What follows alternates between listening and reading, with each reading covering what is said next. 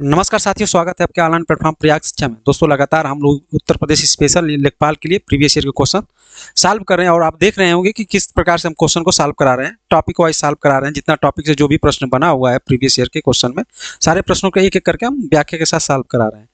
तो उसी क्रम में आज मेरी चौथी क्लास है और लगातार क्लास ये कंटिन्यू चलेगी। चौथी, पांचवी, छठवीं, जितना उत्तर प्रदेश स्पेशल से प्रश्न आए होंगे आपके यूपी ट्रिपल एससी में, सारे प्रश्नों को एक एक बार कराया जा रहा है। और आप लोग देख सकते हैं कि किस प्रकार से प्रश्न आए हुए हैं और किस प्रकार से आपकी तैयारी होनी चाहिए। आप प्रैक्टिस के दौरान अपने आप को समझ सकते हैं। तो आप लोग लगातार बने रहिएगा और लगातार प्रश्नों को सॉल्व करते रहिएगा। और ये क्लास जो है बिल्कुल आप फ्री है। आप यूट्यूब पर जाएंगे, सर्च करेंगे, प्रयाग शिक्षा चैनल को सर्च करेंगे तो उस पर आपको क्लास ये लाइव मिल जाती है। शाम को 5 बजे क्लास आपको लाइव डेली मिलेगी। आप अपना पढ़िए और उत्तर जो है आप देते रहिए। आप देखते रहिए क्या है, कैसे है। बहुत से दूर दराज के बच्चे, उनके पास प्रीवियस ईयर क्वेश्चन का कलेक्शन नहीं हो पाता है, लेकिन एक यूट्यूब ऐसा माध्यम है ताकि सभी लोगों के पास एक क्वेश्चन का कलेक्शन चला जा रहा है और सभी बच्चे जो गांव ग्रामीण क्षेत्र में बैठे हुए हैं उनको तैयारी और बेहतर हो सकती है। और प्रश्नों के माध्यम से देख सकते हैं कि हमको यूपी स्पेशल में क्या क्या पढ़ना है, यूपी स्पेशल में क्या पढ़ना है, सारी चीज़ उनको क्या करते हैं देखकर पता चल जाता है। तो आइए शुरुआत करते हैं आज की पहली क्लास की। और आज की पहला क्लास में और पहली प्रश्न में क्या है उसको देखते हैं। क्लास तो ये मेरी चौथी है, लेकिन पहला प्रश्न आज देखते हैं पहले प्रश्न क्या है। चलिए आइए शुरुआत करते हैं। आज की पहली प्रश्न है, पहला टॉपिक मैं बता दूं, ये टॉपिक जो है तीसरा है। टॉपिक क्या है? ये तीसरा टॉपिक है। टॉपिक क्या है? ये तीसरा है। और इस तीसरे को मैं आपको बता रहा हूँ कौन सा प्रश्न है। और मैं थोड़ा सा पेन ले लूँ, पेन थोड़ा सा, ताकि मुझे पढ़ाने में अच्छा रहेगा पेन से।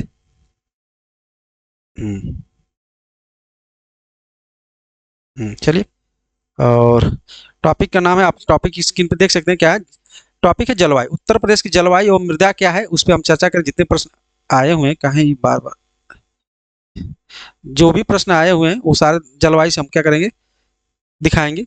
तो टॉपिक का नाम है जलवायु एवं मृदा। उत्तर प्रदेश की जलवायु कैसी, उत्तर प्रदेश की मृदा कैसी, कौन सी मृदा कहाँ पाई जाती है, तमाम चीज़ों हम इस पर चर्चा करेंगे। तो चैप्टर 3 है और मेरी क्लास ये चौथी क्लास है। चलिए आइए पहले प्रश्न को देखते हैं। पहला प्रश्न क्या है, उत्तर प्रदेश में ठंड के मौसम में वर्षा किसके कारण होता है। जब आप उत्तर प्रदेश की बात करते हैं तो उत्तर प्रदेश में जब आप ठंडी आती है तो उसमें देखते हैं कि उत्तर प्रदेश में जैसे नवंबर, दिसंबर या जनवरी, फरवरी के बीच में वर्षा होने लगती है उत्तर प्रदेश में। तो किसके कारण होती है? ऑप्शन ए है कि पश्चिमी विक्षोभ, ऑप्शन बी है कि मानसूनी हवाएं, ऑप्शन सी है कि शुष्क हवाएं, और ऑप्शन डी है कि व्यापारिक हवाएं, ऑप्शन ई है कि उपयुक्त में से कोई नहीं।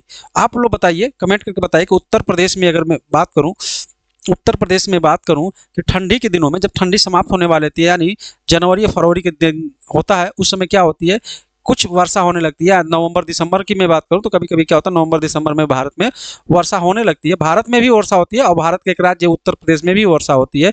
वो किस कारण होती है? ये प्रश्न जो पूछा गया UP triple SC forest guard, ये 2025 में जो पेपर हुआ था उसमें पूछा गया है।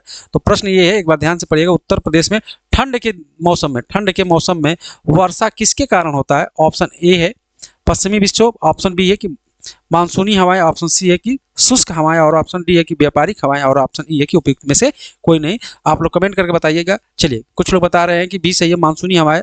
चलिए बी बी बी अधिकतर लोगों का बी आ रहा है, लेकिन बी नहीं होगा, मानसूनी हवाएं नहीं होगा। अगर मैं बात करूं कौन सी हवाएं होगा, तो ठंडी के दिनों में कौन सी वर्षा होती है, तो कौन सी कार्य करता है, तो इसका सही आंसर जो होगा आपकी स्क्रीन पे दिखा रहा है, कौन सा आपकी स्क्रीन पे है, पश्चिमी विक्षोभ। पश्चिमी विक्षोभ के कारण जो होती है, ये उत्तर प्रदेश में ठंडी के दिनों में क्या होती है, ये वर्षा होती है। और वर्षा किस कारण होती है, कहाँ से हवा चलती है, अगर मैं बात करूँ आपको थोड़ा सा भूगोल के बारे में मैं बता दूं, तो ये हवाएं जो पश्चिमी विक्षोभ की जो हवाएं हैं, ये अरब सागर से चलती है। क्या?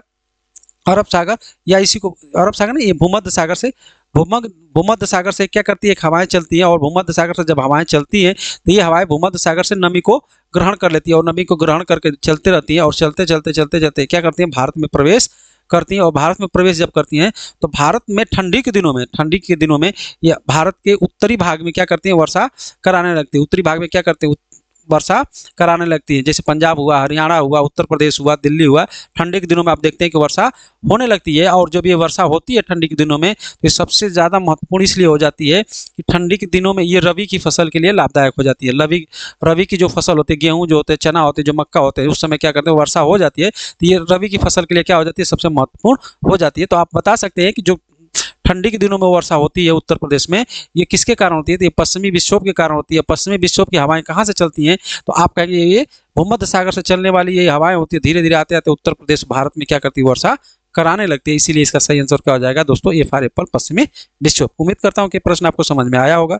अगले प्रश्न की मैं बात करता हूं। अगला प्रश्न आपका ये है कि 2 नंबर का प्रश्न ये कह रहा है कि उत्तर प्रदेश की जलवायु है, उत्तर प्रदेश की जलवायु कैसी है? ऑप्शन ए कि टुंड्रा प्रकार की है, ऑप्शन बी एक शुष्क रेगिस्तानी जलवायु है, ऑप्शन सी एक समशीतोष्ण महाद्वीपीय जलवायु है, और ऑप्शन डी एक उष्ण कटिबंधीय मानसूनी है, और ऑप्शन ई एक उपयुक्त में से कोई नहीं है। तो आप बताइए उत्तर प्रदेश की जलवायु कैसी हो सकती है?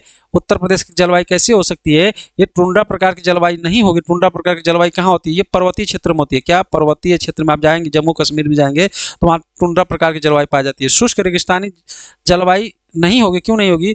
ये रेगिस्तान के क्षेत्र में देखने को मिलता है, रेगिस्तान के क्षेत्र में देखने को मिलता है। अर्थात मैं बात करूंगा तो उत्तर प्रदेश में नहीं, ये राजस्थान में आपको देखने को मिलता है, राजस्थान में आपको देखने को मिलता है। समशीतोष्ण जो है महाद्वीपीय ये भी नहीं है। लेकिन उत्तर प्रदेश की अगर जब बात हो रहा है तो उत्तर प्रदेश की जलवायु कैसी है? तो उष्ण कटिबंधीय जलवायु है। उत्तर प्रदेश कैसी जलवायु है? तो उष्ण कटिबंधीय जलवायु है। कैसी? उष्ण कटिबंधीय मानसूनी जलवायु उत्तर प्रदेश में पाई जाती है। ये जो जलवायु की बात करते हैं तो 2 व्यक्ति जो थे उत्तर प्रदेश की जलवायु पे काम किए थे। पहला एक स्टॉर्म थे, स्टॉर्म, और एक दूसरे थे स्टॉर्म, वो कादरी सैयद की थे। काजी सैयद ने इस पे चर्चा किया था कि उत्तर प्रदेश में 2 प्रकार की जलवायु पाई जाती है। लेकिन इसका सही आंसर क्या हो जाएगा? उष्ण कटिबंधीय जलवायु सही होगा। उत्तर प्रदेश की जलवायु पूछेगा तो। तीसरा प्रश्न आपकी स्क्रीन पर दिख रहा है। तीसरा प्रश्न ये कह रहा है कि बुंदेलखंड मृदा में पाई जाती है। बुंदेलखंड क्षेत्र में किस प्रकार की मृदा पाई जाती है?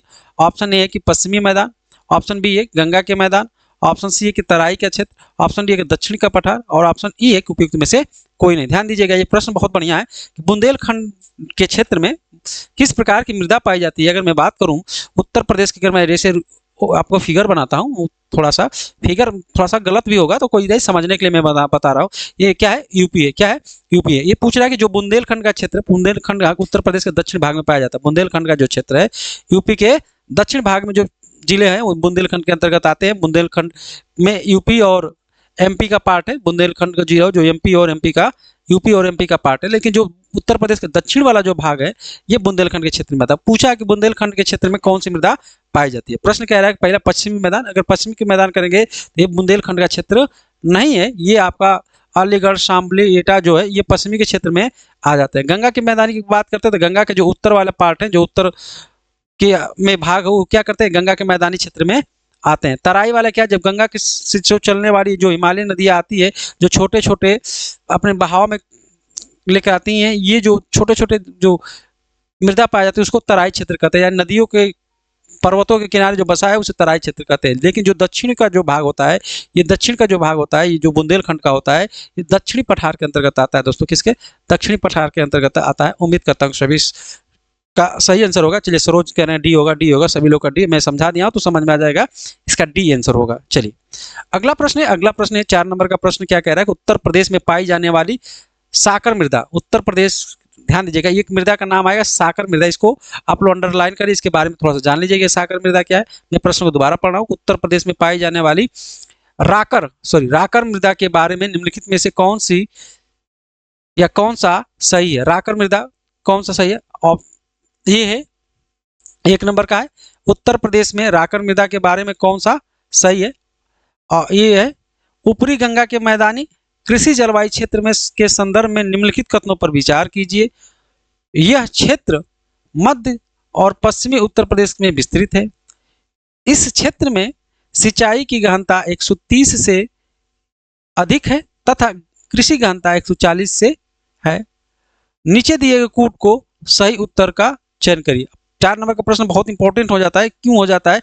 क्योंकि 4 नंबर का प्रश्न में प्रश्न कुछ इस तरह से दिया है ताकि आपको समझने पे मजबूर कर देगा। क्या है ये प्रश्न? आया कहाँ है? तो ध्यान दीजिएगा, ये प्रश्न आपका यूपीपीसीएस 2024 में आया हुआ प्रश्न है। अब इस प्रश्न को समझते हैं क्या है, कैसे है और क्या इसका हो सकता है आंसर। और आप लोग भी बताइए, कमेंट करके बताइए कि इसका क्या सही हो सकता है, क्या सही हो सकता है। आप लोग फटाफट बताइएगा, आप लोग फटाफट इसको बताइएगा। देखते हैं कितने लोग सही आंसर दे रहे हैं। सही आंसर कितने लोग दे रहे हैं, ताकि मुझे भी लगे कि आप लोग क्या तैयारी कर रहे हैं। तैयारी क्या कर रहे हैं? कर रहे हैं, ये राकर मृदा के बारे में बताइए। राकर मृदा की जो है, ये राकर मृदा का क्या सही आंसर होगा, आप लोग बताइए। राकर मृदा के बारे में आप लोग बताते रहिए। देखिए राकर मृदा कहते हैं कि जो राकर मृदा जो है, ये जो पर्वतीय ढलान होती है, जो पर्वतीय या पर्वत की ढाल पे जो पाई जाती है, पर्वतीय ढाल पे क्या है, ये पाई जाती है। जो राकर मृदा है ये पर्वतीय ढाल के पे पाई जाती है, पर्वतीय ढाल पे पाई जाती है। ये किस क्षेत्र में ज्यादा पाई जाती है, तो ये बुंदेलखंड क्षेत्र में राकर मृदा जो है बुंदेल खंड के क्षेत्र में ज्यादा देखने को मिलती है, क्योंकि वहाँ पर्वत है, पठार है। आप बुंदेलखंड के देखेंगे तो थोड़ा ऊंचे जो क्या है, पहाड़ नुमा पाई जाती है, और पहाड़ों की जो पर्वतीय ढाल होते हैं वहीं पे राकर मृदा पाई जाती है। ये बुंदेलखंड के क्षेत्र में पाई जाती है। ये पठारी इलाकों में पाई जाती है, जो ये होती है पर्वतीय, या इसी को कह सकते हैं पठारी, पठारी इलाके में ये पाई जाती है। इस क्षेत्र की ये विशेषता है कि ये बुंदेलखंड के क्षेत्र में ही ये सबसे पाया जाता है। तो इसका क्या है, उत्तर प्रदेश में मिट्टी कौन सी, तो ये भी नहीं है। ये ऊपरी गंगा के जलवायु में होगा नहीं। ये उत्तर मध्य के पश्चिमी उत्तर प्रदेश में ये भी नहीं होगा। और इस क्षेत्र में सिंचाई की घनता 130 से लेकर 140 ये भी नहीं होगा। तो इसका सही आंसर हो जाएगा, न तो एक सही है न तो दो सही है, इसका डी फॉर डॉग होगा। ठीक है, आइए अगले प्रश्न पे मैं बात करता हूँ। 5 नंबर का, उत्तर प्रदेश में प्रमुखता से, देखिए प्रमुख आधा ख रहेगा, लड़का पूरा ख लिखा, प्रमुखता किस प्रकार की मिट्टी में पाई जाती है, अर्थात उत्तर प्रदेश में किस प्रकार की मिट्टी पाई जाती है प्रमुख मात्रा में। ऑप्शन ए है कि जलोढ़ मृदा, ऑप्शन बी है कि बुरांडी डोमट मृदा, ऑप्शन सी है कि लाल डोमट मृदा, और ऑप्शन ई डी है कि काली मिट्टी। बताइए उत्तर प्रदेश में किस प्रकार की मिट्टी पाई जाती है। तो उत्तर प्रदेश में आशीष कह रहे हैं कि ये नितेश कह रहे हैं कि नहीं, लाल डोमट मिट्टी है। डोमट नहीं है, डोमट मिट्टी होता है भाई, डोमट मिट्टी। क्या, दोमट मिट्टी, लाल दोमट मिट्टी। चलिए अगर मैं बात करूं तो जो जलोढ़ मृदा है उत्तर प्रदेश में लगभग 5 लाख वर्ग किलोमीटर में इसका पूरा विस्तार है। इसका सही आंसर क्या, जो उत्तर प्रदेश में किस प्रकार की मिट्टी पाई जाती है, तो आप कहेंगे कि दोमट। दोमट मिट्टी की अगर मैं बात करूंगा तो 2 प्रकार की दोमट मिट्टी होती है। एक तो होती है खादर, एक मैं बात करूं तो बांगर होती है, एक होती है खादर। बांगर को जैसे ये खादर, 2 प्रकार की मिट्टी क्या है उत्तर पाई जाती है, जो जलोढ़ मृदा के अंतर्गत आती है। अगला प्रश्न है 6 नंबर का प्रश्न है कि उत्तर प्रदेश के बुंदेलखंड में उच्चतम औसत तापमान इस तथ्य के कारण या इस तथ्य के कारण सबसे निकट है। अगर मैं बात करूं उत्तर प्रदेश की, अगर मैं इसे बना दूं ये ओवरऑल, तो उत्तर प्रदेश में किस कारण तापमान क्या होता है, सबसे अधिक होता है। किस कारण तापमान सबसे अधिक होता है, हरियाणा राज्य के होने से, कि नेपाल की सीमा होने से, कि विकल्प में से कोई नहीं, या ऑप्शन डी है कि कर्क रेखा होने से। तो सबसे सिंपल ये आसान प्रश्न है। तो उत्तर प्रदेश में अगर मैं बात करूं जो गर्मी और तापमान बढ़ता है किसके कारण होता है, तो ये कर्क रेखा यहाँ से गुजरती है। कर्क रेखा के होने से, कर्क रेखा के नजदीक होने से, इसलिए यहाँ का क्या होता है, तापमान बुंदेलखंड का उच्च होता है। इसी के कारण यही होता है। तो इसका डी फॉर डॉग सही है, डी फॉर डॉग सही है। अगले प्रश्न की मैं बात करता हूं। अगला प्रश्न 7 नंबर का, उत्तर प्रदेश के संबंध में निम्नलिखित कथनों पर से कौन सा कथन सही है। उत्तर प्रदेश में 9 आर्थिक क्षेत्रों में बांटा गया, 9 आर्थिक क्षेत्रों में बांटा गया। दूसरा कह रहा है उत्तर प्रदेश में कुल 11 कृषि जलवायु हैं। नीचे दिए गए कूट का प्रयोग करके सही उत्तर का चयन करिए। चलिए बताइए। ऑप्शन ए है कि 1 और 2 दोनों सही है, ऑप्शन बी न तो 1 सही है न तो 2 सही है, ऑप्शन सी केवल 2 सही है, और ऑप्शन डी ए सही है। चलिए बताइए इसका सही आंसर क्या हो जाएगा। इसका सही आंसर बता, उत्तर प्रदेश के संबंध में निम्नलिखित कथनों पर विचार करिए, या निम्नलिखित कथनों में से कौन सा कथन सही है। उत्तर प्रदेश को 9 आर्थिक क्षेत्रों में बांटा गया है, कि दूसरा कह रहे उत्तर प्रदेश में 11 जलवायु है, और नीचे दिए कूट को सजा के बताना। चलिए आरजी कह रहे हैं कि न तो 1 सही होगा न तो 2 सही होगा। चलिए राजुल कह रहे हैं न तो 1 सही होगा न तो 2 सही होगा। रोहित कह रहे हैं कि ये 2 दोनों सही होगा। भैया कैसे दोनों सही होगा, चलिए आइए मैं बताता हूँ कैसे इसका क्या होगा। अगर मैं बात करता हूँ उत्तर प्रदेश की, अगर मैं बात करूंगा, थोड़ा लिखने में टेढ़ा मेढ़ा होगा, समझ। यूपी में अगर मैं बात करूंगा, यूपी की आर्थिक क्षेत्रों की मैं बात करूं, आर्थिक अगर क्षेत्रों की मैं बात करूं, यूपी के आर्थिक क्षेत्रों की मैं बात करूं, तो यूपी के आर्थिक क्षेत्रों के बारे में बात करूं तो यूपी के 4 आर्थिक क्षेत्रों में बांटा गया है। पहला कौन आर्थिक क्षेत्र, पहला पश्चिमी आर्थिक क्षेत्र, पश्चिमी आर्थिक क्षेत्र, जिसमें पश्चिमी आर्थिक क्षेत्र में अगर मैं बात करूंगा तो इसमें 28 जिलों को रखा गया है। दूसरा है, दूसरा पूर्वी आर्थिक क्षेत्र, सॉरी पश्चिमी आर्थिक क्षेत्र में 28 ने 30 रखा गया। क्या है? 30 डिस्ट्रिक्ट को रखा गया, 30 जिलों को किस में रखा गया? पश्चिमी। पूर्वी आर्थिक क्षेत्र की मैं बात करता हूं, पूर्वी आर्थिक क्षेत्र की मैं बात करूं, पूर्वी आर्थिक क्षेत्र में 28 जिलों को रखा गया है। केंद्रीय आर्थिक क्षेत्र की मैं बात करूं, केंद्रीय आर्थिक क्षेत्र की मैं बात करता हूं, केंद्रीय आर्थिक क्षेत्र में 10 जिलों को रखा गया। और वहीं मैं बात करता हूं चौथा, दक्षिणी आर्थिक क्षेत्र, दक्षिणी नहीं, दक्षिणी आर्थिक क्षेत्र या इसी को बुंदेलखंड आर्थिक क्षेत्र बोला जाता है, बुंदेलखंड आर्थिक क्षेत्र बोला जाता है। उसमें 7 जिलों को रखा गया, 7 जिलों को रखा गया।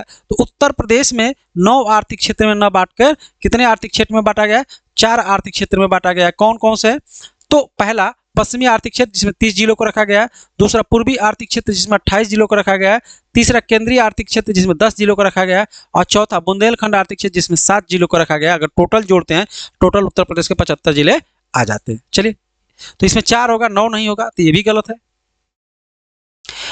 दूसरा है कि उत्तर प्रदेश के 11 जलवायु क्षेत्रों में बांटा, उत्तर प्रदेश में 11 जलवायु नहीं, उत्तर प्रदेश में 9 जलवायु भागों में बांटा गया है। अगर मैं पूरी भारत की पूछूंगा भारत में जलवायु प्रदेश कितने हैं, तो आप कहेंगे भारत में 15 जलवायु क्षेत्र हैं, लेकिन 9 जलवायु क्षेत्र उत्तर प्रदेश में है। तो इसका ए भी सही नहीं हो, 11 की जगह 9 रहता तो सही होता। इसका सही आंसर बी फॉर बाल हो, ना तो ए सही होगा ना तो 2 सही होगा। चलिए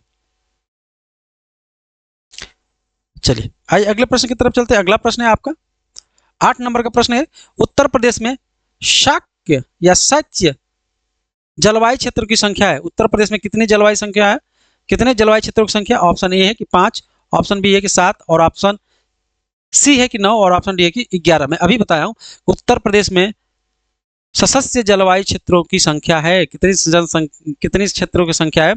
9, 5, 7, 11। ये प्रश्न पूछा क्या? यूपी पीसीएस मेडिकल ऑफिसर यूनानी पूछा 2023 में, ये यूपी पीसीएस प्री जीएस 2014 का प्रश्न है, ये यूपी पीसी आरओ 2016 का प्रश्न है। तो उत्तर प्रदेश में अगर मैं बताया हूँ उत्तर प्रदेश की जलवायु कितने क्षेत्र में बांटा है, तो 9 क्षेत्रों में बांटा गया, मैं अभी बताया हूँ। तो इसका सही आंसर क्या हो जाएगा? सी फॉर कैट। चलिए, सभी लोग सी बता रहे हैं, सभी लोग का क्या आ रहा है? सी फॉर कैट आ रहा है। अगला प्रश्न है 9 नंबर का, निम्नलिखित में से निम्न प्रकारों की मिट्टी में से किस एक बुंदेलखंड के क्षेत्र में पाई जाती है? प्रश्न पूछा कि बुंदेलखंड के क्षेत्र में किस प्रकार की मिट्टी पाई जाती है। 9 नंबर का प्रश्न आपकी स्क्रीन पे, आप ध्यान दीजिएगा। 9 नंबर का प्रश्न है, आप लोग बताते रहिएगा ताकि मुझे भी लगे कि आप लोग क्या है तैयारी, आप लोग की बेहतर है। क्या है तैयारी आपकी बेहतर है।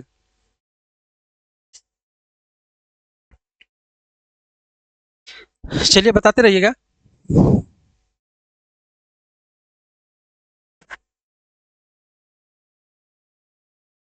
ऑप्शन ए कि काली कपासी की मिट्टी, ऑप्शन बी है कि जलोढ़ मिट्टी, ऑप्शन सी है कि लाल मिट्टी, और ऑप्शन डी है कि बिंदी की मिट्टी।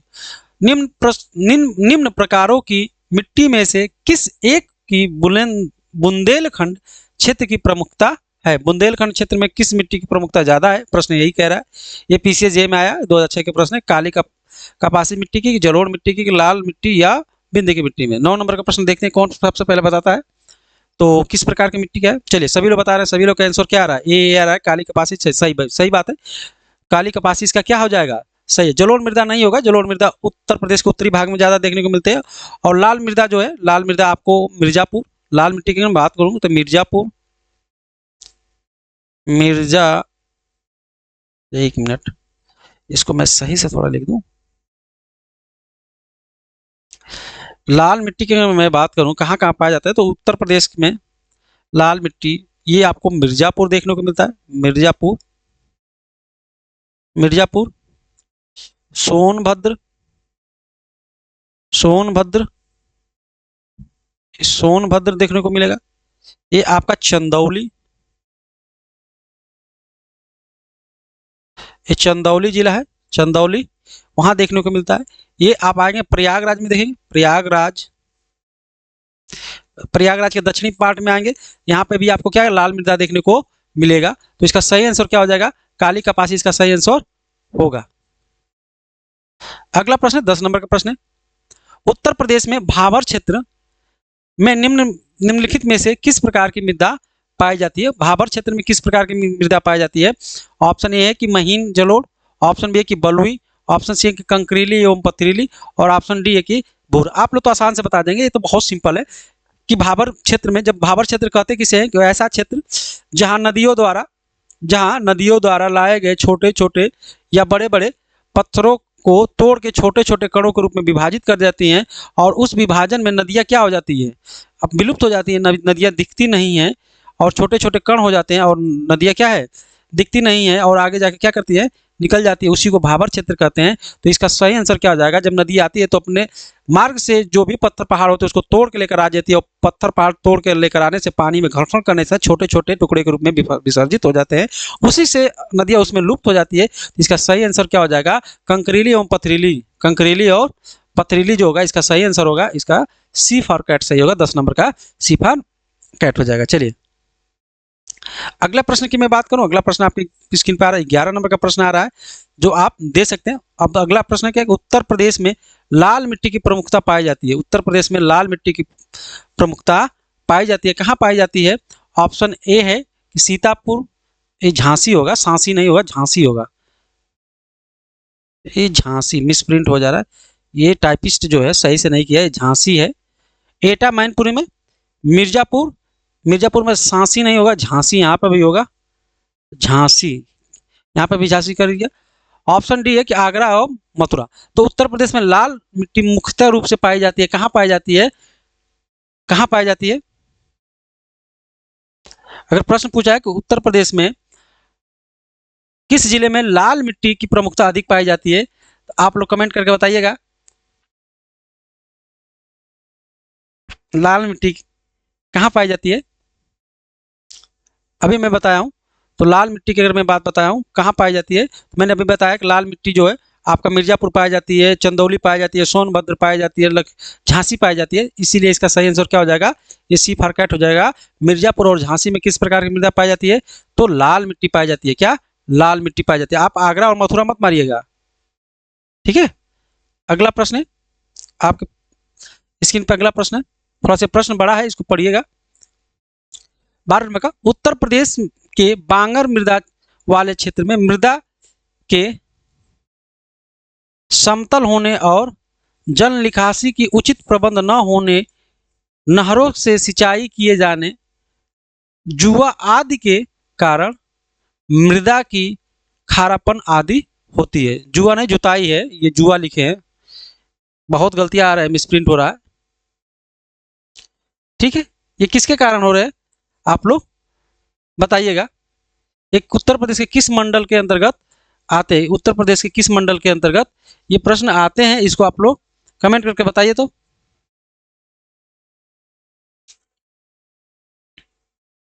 आप लोग इसको बताते रहिएगा, तो इसका सही आंसर क्या हो जाएगा बताते रहिएगा।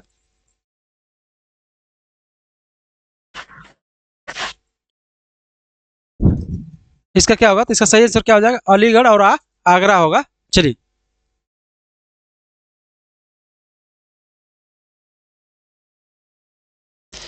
13 नंबर का प्रश्न, उत्तर प्रदेश में सर्वाधिक वर्षा डॉट डॉट डॉट होती है। उत्तर प्रदेश में सर्वाधिक वर्षा कहाँ होती है? ऑप्शन ए है कि बांदा, ऑप्शन बी है कि मुरादाबाद, ऑप्शन सी है कि गोरखपुर, और ऑप्शन डी है कि वाराणसी। उत्तर प्रदेश में सबसे ज्यादा वर्षा कहाँ होती है? उत्तर प्रदेश में सर्वाधिक कम वर्षा, सर्वाधिक कम वर्षा कहाँ होती है? उत्तर प्रदेश में सर्वाधिक कम वर्षा कहाँ होती है, ये भी बताइए। सर्वाधिक कहाँ होती है, सर्वाधिक कम वर्षा कहाँ होती है? मथुरा होती है।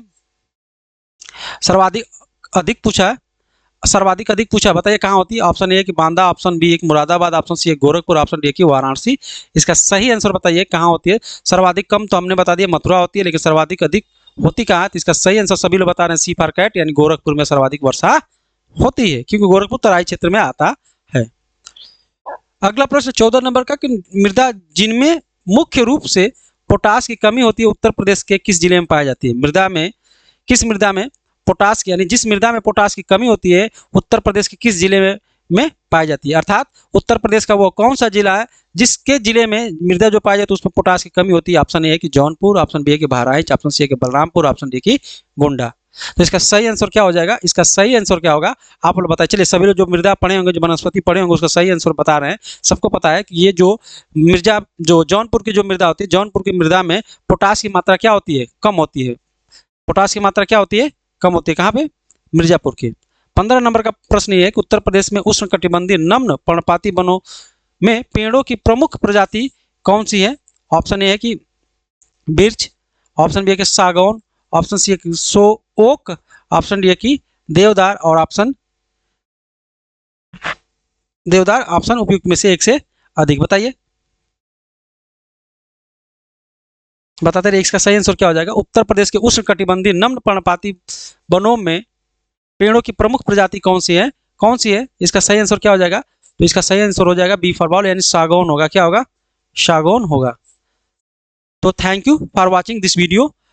अगर आप प्रयाग शिक्षा चैनल पर नए हैं तो प्रयाग शिक्षा चैनल को सब्सक्राइब जरूर करिएगा, लाइक करिए, शेयर करिए और अपने दोस्तों को जोड़िए। और आप लोग कमेंट बॉक्स में जरूर एक बार कमेंट करिए कि आपको क्लास कैसी लगी। तो मिलते हैं अगली क्लास में, तब तक के लिए जय हिंद।